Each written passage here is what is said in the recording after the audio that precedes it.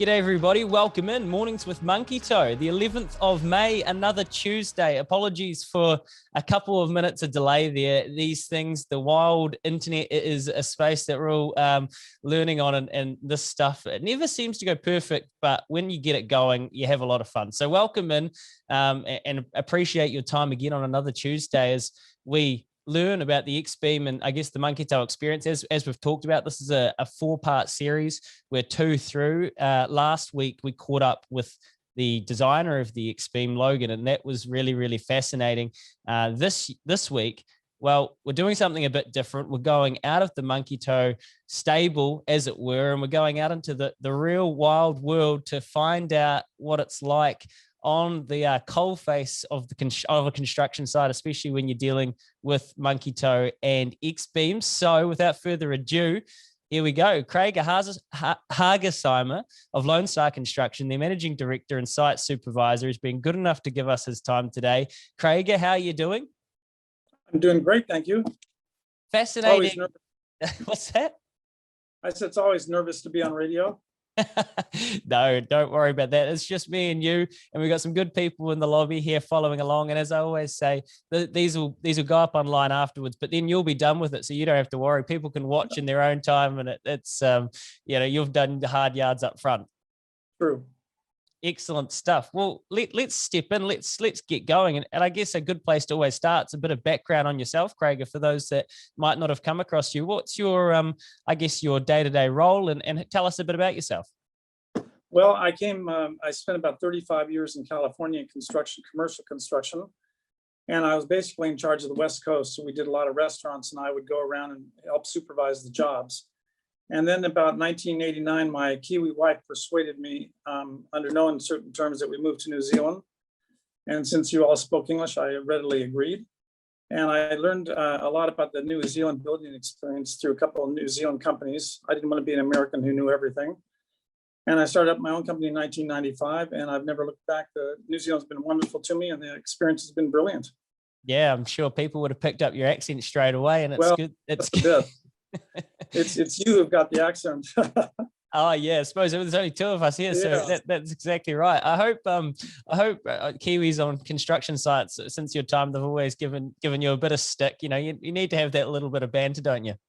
They do, and unbelievable. I explained to them that we don't know everything overseas, so they're very happy to hear that. Well, look, that ties in, and that's a pretty neat segue about what we're talking about today, right? Because as you told me when we caught up, the XBeam and Monkey Toe, it's a pretty cool innovation. So we'll get there. Let's again continue with the context. Where did you first come across Monkey Toe or an XBeam or a Monkey Toe system? Well, I had seen it occasionally through different programs on television or ads or things, and I didn't really pick up on it because I hadn't used it before. So the first time I actually was involved with it was a restaurant we were building in Hamilton. And the shopping center came up and said, there's going to be some disturbance. They're going to be building a ramp and walkways on the roof.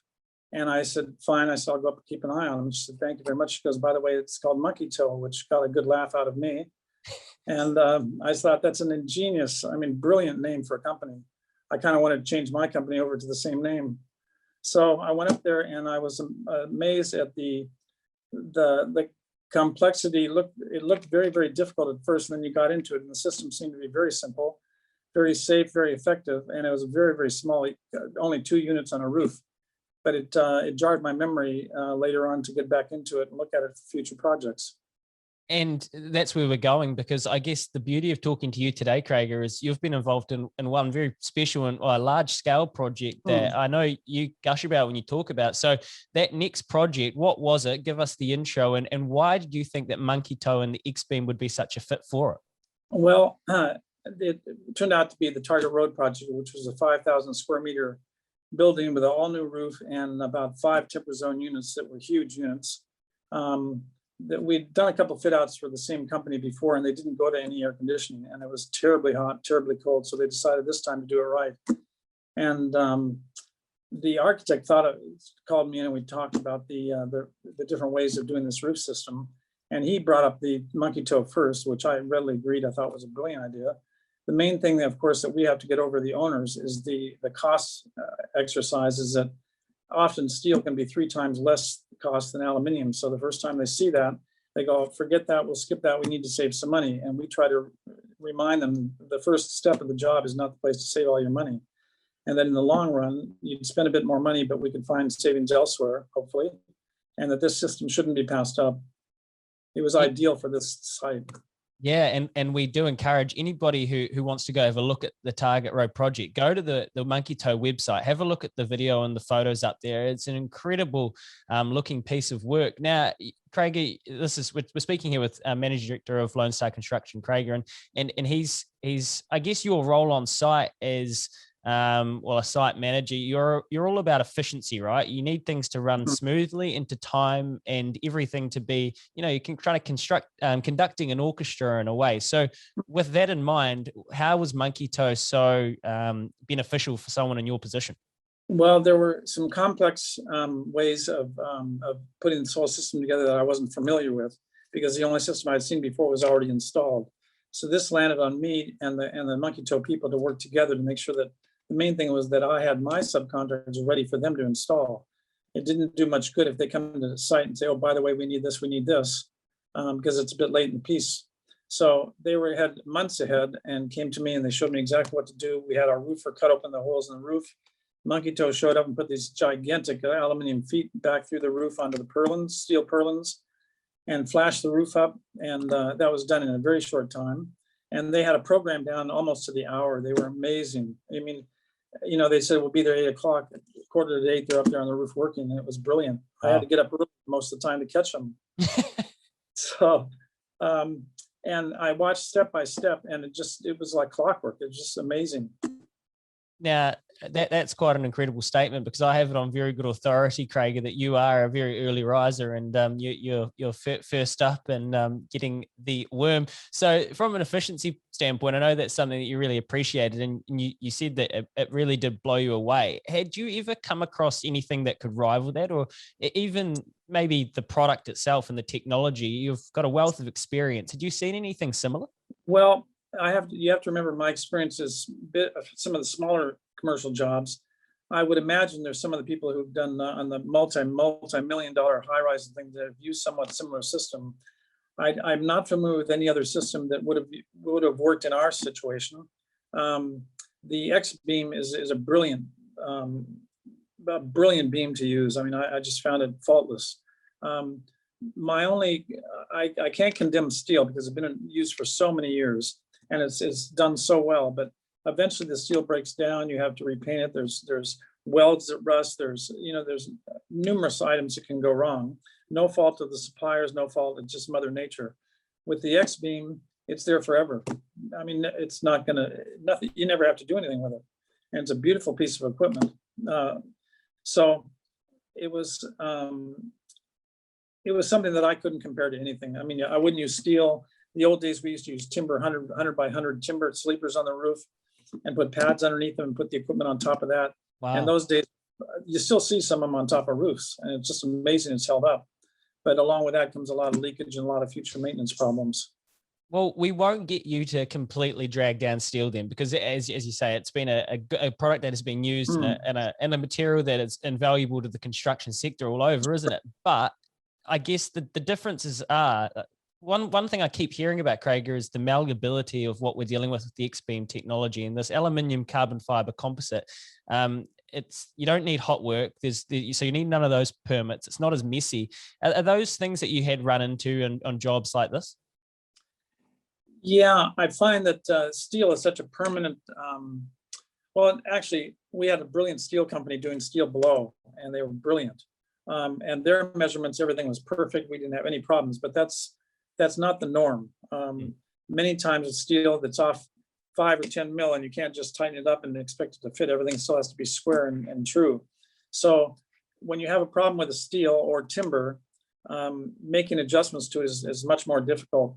With the XBeam, I was very fortunate that everything that came out was absolutely perfect. But see, they assembled it in the driveway below the building, and I watched them for a couple of days, and they laid it all out. They bolted it all together, and they lifted up with a crane this huge pad that was, I forgot the measurement, so you've seen the pictures. It's huge. It holds 5 timber zone large units and a walkway, and they lifted the whole entire thing up on a crane and put it in position, bolted it down the legs, and they went home. came back the next day to finish off. And that's something you just can't do. The weight, and there's no after work. You know, once you put the beam and everything together, there's no going back and touching up paint or checking welds or checking bolts. It's done. We're speaking with Craig Hagesheimer here of Lone Star Construction on our Mornings with Monkey Toe series. I'm Lou Herman Watt, and the Target Road construction and the project that we're talking about here, it's on the Monkey Toe website. Go have a look at it if you're not familiar.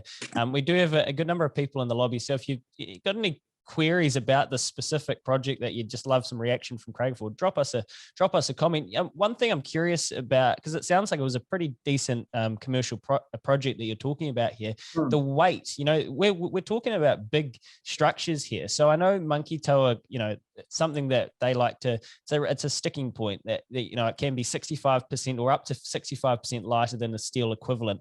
What does weight come in to your role, and where does that come along for you as something that it matters or doesn't so much?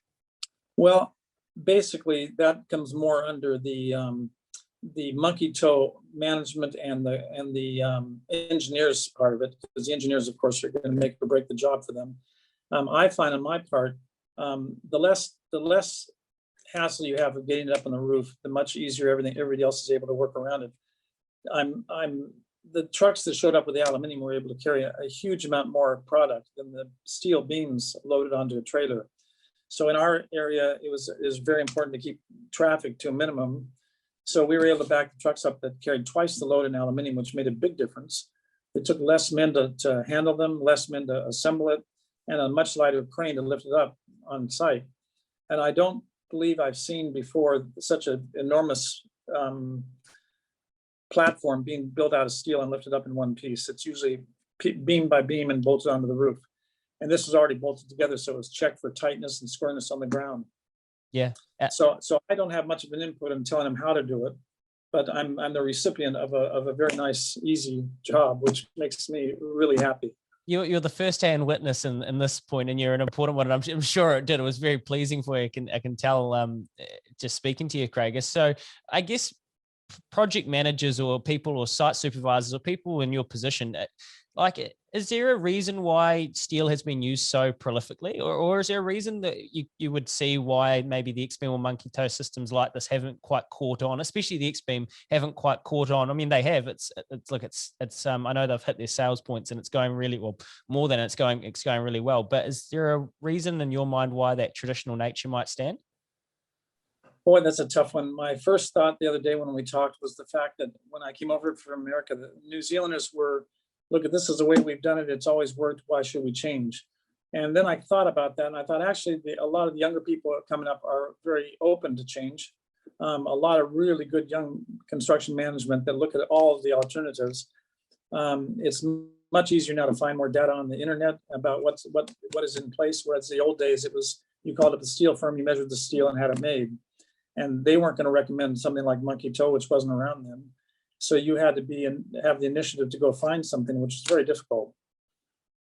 So, and that's right. And this is just progression. It's innovation. And I guess that's what Monkey Toe is doing by being at the front of it, saying, look, we do have an alternative. You just need to, we need to get in front of you and you need to trust. And that's why we're talking to people like yourself, Craig. So if you had any parting wisdom or advice to maybe people in your position that have a project coming up or something like that, would you just tell them to go get on the roof at Target Road, would you?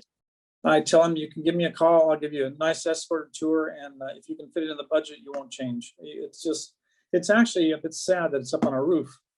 It would be nice if it was in the parking lot so people could admire it. So they just need to take your word for it, I think.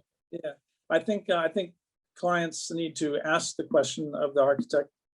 The engineers will find some way to use it without a doubt, but I think they need to ask, saying, is there something more of a benefit than just spending a lot of money on it, which is what scares most people off. But the owners of the property are just thrilled at the way it's outcome. Outstanding, Craig. No, that's really cool. And I appreciate your honesty. You know, where you can give input is that firsthand experience. And again, I'll urge people to go to the Monkey Toe website, have a look. If you can't get in touch with Craig yourself, just have a look. Because as someone who isn't in construction, even when I see that, you can kind of tell the delicate nature of it and also the complexity, but in a very simple way. So, and I guess that's something that I'm picking up. It's problem solving made simple here. We do look like we do have a comment here. Sounds like an impressive product. Did the project process and technical people perform? Absolutely. And I kept thinking about what could I say negative wise for the installation and then putting it together. I cannot think of one thing that went astray. It was not necessarily that every job's going to be like this, but Monkey Toe grouped together were a heck of a team. I was very impressed. It was nice too, because I didn't have to interrupt and say, hang on, why didn't you do this? Why didn't you do that? And that takes a lot of time to get up on the roof and walk it and then go back downstairs and run the construction project. So yeah, I can't find any fault whatsoever. Craig, that's awesome, and I really do appreciate you jumping on the Zoom with us this morning on Mornings with Monkey Toe to kind of share your experience. It's it's a really fascinating place in construction, and I'm sure, and I can even see the progression and innovation. It's something that really excites you as well. So I appreciate your time this morning. I enjoyed it. I'm glad to get the word out. I hope for more people to call me up and go for a tour. I'll even provide coffee. Oh, there you go. Very, very hospitable. Don't say anything else about those Americans, Kiwi Americans at least. Yeah. Thanks everybody for tuning in this morning to Mornings with Monkey Toe. It's been great to have Craig on. As I say, a wealth of experience and that invaluable firsthand experience. Next Tuesday, we're going to be back again. We're going across the ditch again. Edward Bowden from Build Corp talking about the Valley Metro project. So this is another experience where we've got someone who's got that outside information and that outside experience that they can pass on to us. So I appreciate your time this morning. We'll be back again next Tuesday. And remember to share this around. It'll go on the interweb but afterwards, and you can get it out in front of as many people as you want. Thanks for your time, and we'll catch you next Tuesday. Great. Thanks.